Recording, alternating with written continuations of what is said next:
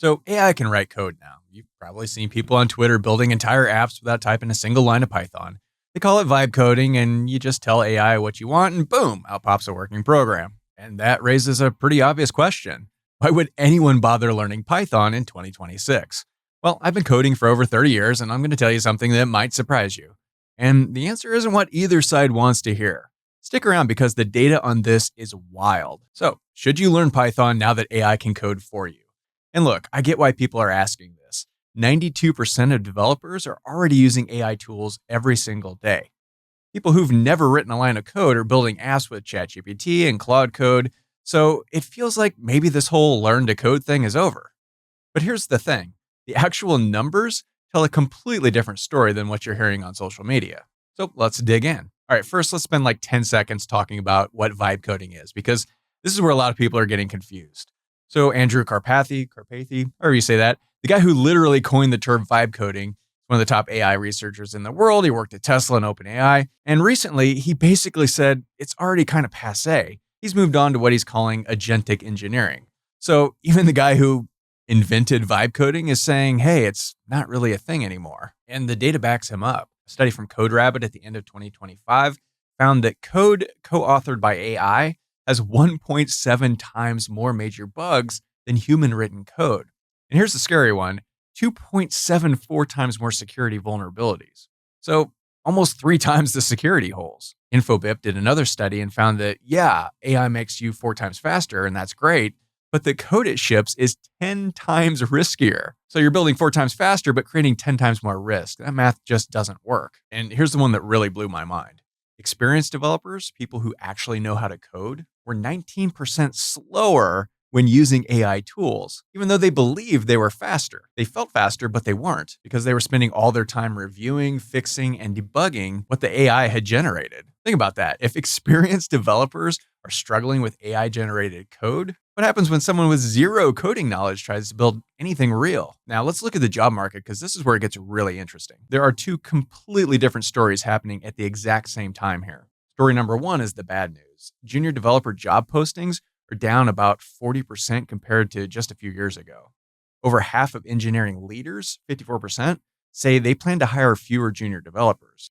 Entry-level salaries actually dropped from about $99,000 to $91,000 between 2025 and 2026. And Stanford put out research showing that employment among developers aged 22 to 25 fell nearly 20% between 2022 and 2025. So the entry level is getting absolutely crushed. That's real, and I'm just not going to sugarcoat it. But here's story number 2. Senior Python developer salaries hit $172,000 in 2026, and that's up 15% from a year ago. There are over 108,000 active Python job openings right now.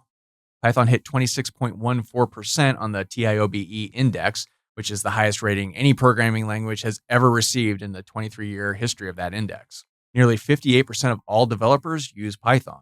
And the Bureau of Labor Statistics projects 15% growth in software dev jobs over the next decade and 36% growth in data science.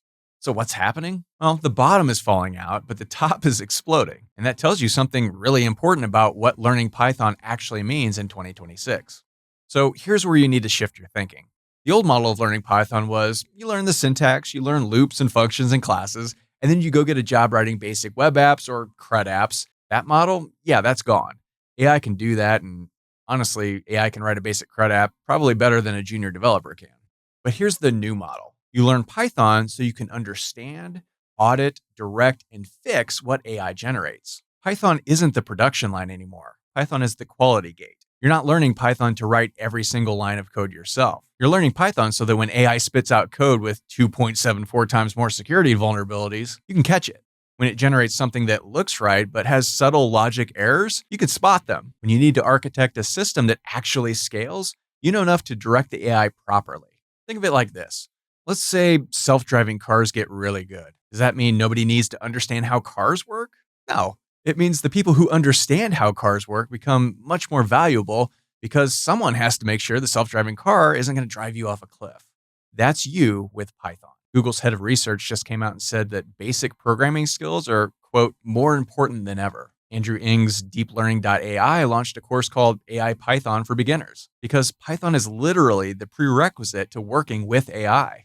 You can't fine tune a model. You can't build a RAG pipeline. You can't do any serious AI work without Python. So the language that powers AI is the language you need to learn to work with AI. Weird, right? So if you're watching this and you're thinking, okay, I'm convinced, what do I actually need to focus on? Here's my take. Number one, learn the fundamentals: variables, loops, functions, classes, error handling. You don't need to memorize every method on every object, but you need to understand what code is doing when you look at it. You need to be able to read code fluently. Number two, learn to read and debug. This is more important now than ever.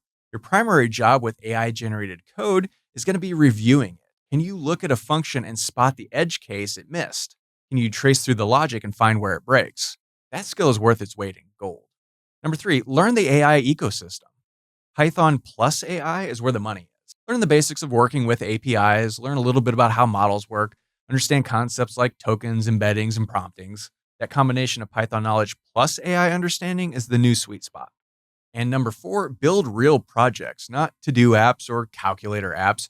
Build something that solves a real problem. Use AI to help you, absolutely, but understand every line of what it generates. That's how you develop the judgment that companies are paying $172,000 a year for. So, should you learn Python in 2026? Absolutely. But not for the same reasons people said 5 years ago. You're not learning Python to compete with AI. You're learning Python to work with AI, to be the human in the loop who makes sure the AI output is actually correct, secure, and well architected.